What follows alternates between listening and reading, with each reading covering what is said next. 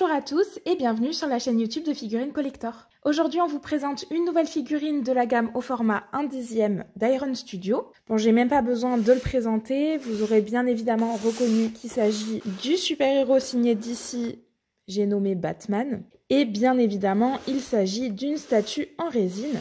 Mais je vous en dis pas plus et je vous propose qu'on le découvre directement ensemble en le déballant.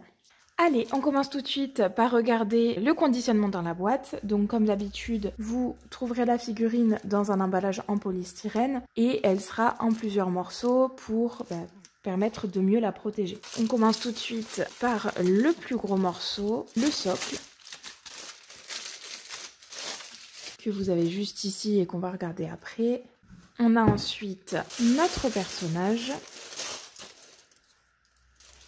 que vous avez juste ici avec une cape en tissu. Et enfin, à l'arrière, ce sont des batarangs en supplément, comme vous pouvez le voir. Et je pense que c'est la même chose dans l'autre papier. Je vais vérifier. Ah non, peut-être pas. Non, là, ça va être, hop là, le grappin. Voilà pour ce qui est du conditionnement de notre figurine. Je vais la monter et on va regarder ensemble à quoi elle ressemble de plus près.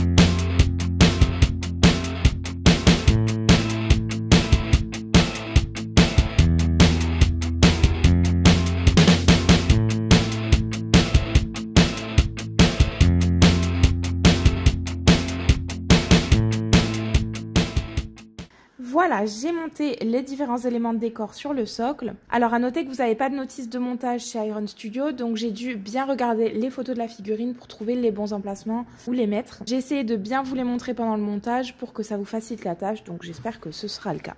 Alors, qu'en est-il de ce socle ? Déjà, on reconnaît tout de suite qu'il s'agit d'une représentation de la Batcave, puisqu'on va y retrouver le sol métallique avec les petits tuyaux un petit peu partout. On y voit aussi des petites stalagmites, 3 pour être exact.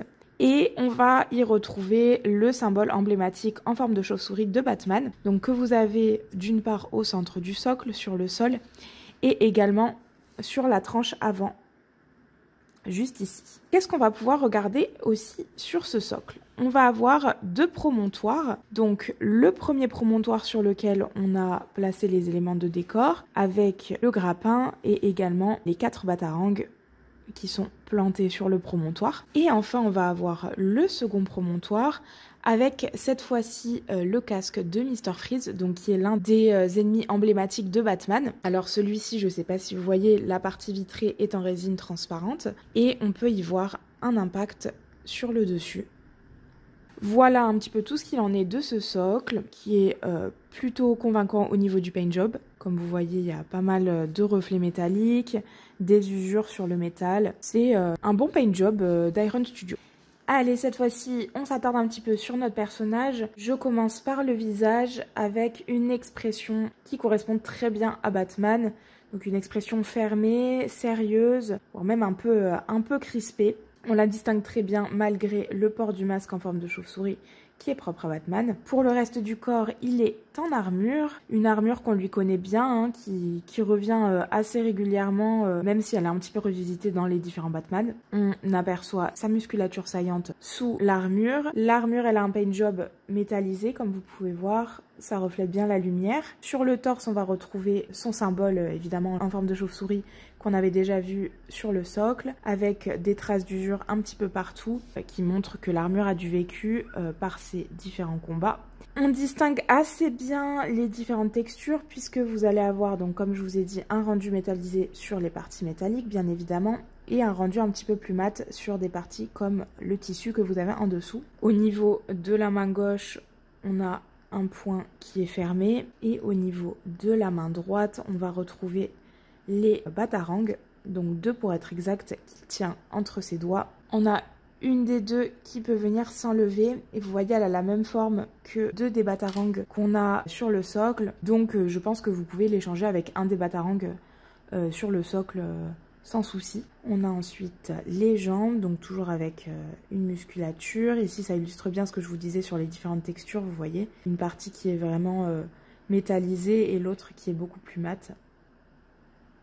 Les chaussures et la seconde avec la chaussure gauche et la tige qui vient s'enfoncer dans le socle. On va également avoir une petite ceinture dorée avec différentes pochettes à l'intérieur.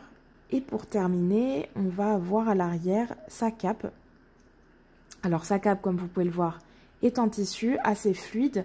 Par contre, vous avez une petite tige métallique de part et d'autre de la cape, ce qui va vous permettre en fait de la mettre, vous voyez, dans tous les sens. Si vous voulez la faire voler, si vous voulez la mettre en arrière, si vous voulez au contraire la mettre en avant. Vraiment, les possibilités sont multiples grâce à ce petit fil de fer que vous avez à l'intérieur. Voilà un petit peu pour notre personnage. Je vais le mettre sur le socle, on va regarder ensemble les dimensions et ce que ça donne une fois monté.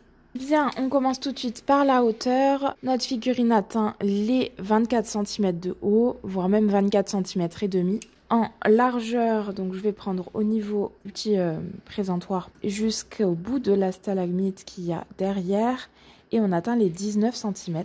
Et enfin pour la profondeur, bon je pense que ça va être à peu près similaire.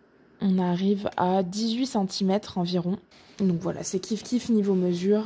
Donc une figurine avec une taille plutôt respectable. Vous avez maintenant connaissance des dimensions qu'il vous faudra pour la mettre sur vos étagères en présentation. Voilà un petit peu, je pense que j'ai fait le tour. On a bien regardé tout ce qui s'apparentait à cette figurine. J'espère que cette petite review vous aura plu. Si c'est le cas, n'hésitez pas à nous laisser un petit commentaire et à liker la vidéo. N'oubliez surtout pas de vous abonner à notre chaîne YouTube pour nous soutenir et surtout pour ne rien manquer de notre prochain contenu. Moi, je vais vous mettre la figurine sur la base rotative comme à mon habitude, comme ça vous pourrez l'admirer un petit peu plus longtemps. Et je vous dis à la prochaine!